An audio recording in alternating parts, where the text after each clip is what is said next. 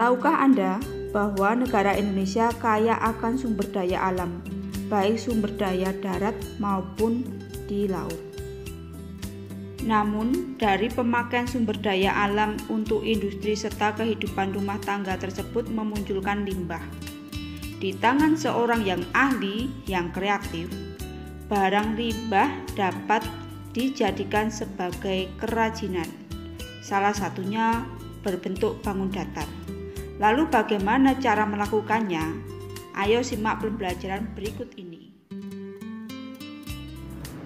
Aji, kamu tahu nggak tentang perencanaan usaha kerajinan dari bahan limbah berbentuk bangun datar? 1. Perencanaan usaha kerajinan dari bahan limbah berbentuk bangun datar. Berikut berbagai perencanaan dalam pembuatan usaha kerajinan dari bahan limbah berbentuk bangun datar. A. Ide dan peluang usaha kerajinan dari bahan limbah berbentuk bangun datar.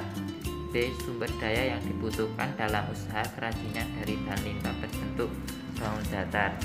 C. Perencanaan administrasi usaha kerajinan dari bahan limbah berbentuk bangun datar. D. Perencanaan pemasaran usaha kerajinan dari bahan limbah berbentuk bangun datar. Iya benar Ji.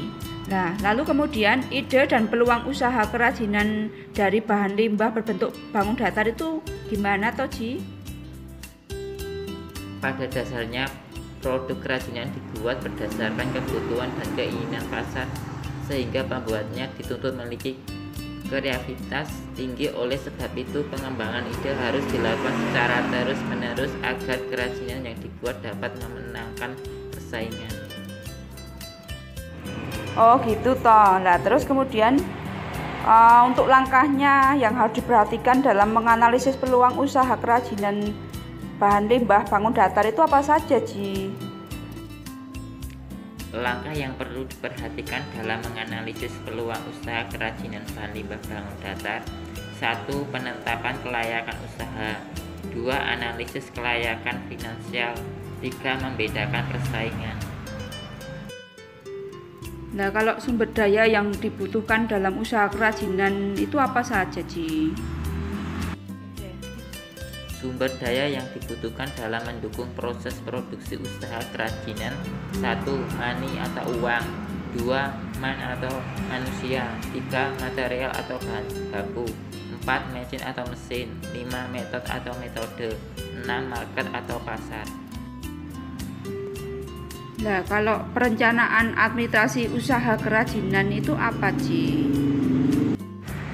Hal pokok yang harus ada dalam perencanaan administrasi usaha adalah sebagai berikut.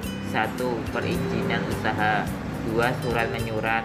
3. Pencatatan transaksi barang atau jasa. 4. Pencatatan transaksi keuangan. 5. Pajak.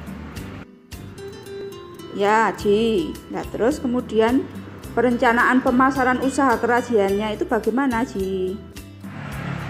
Langkah dalam proses pemasaran produk kerajinan. 1. Memahami seni menjual.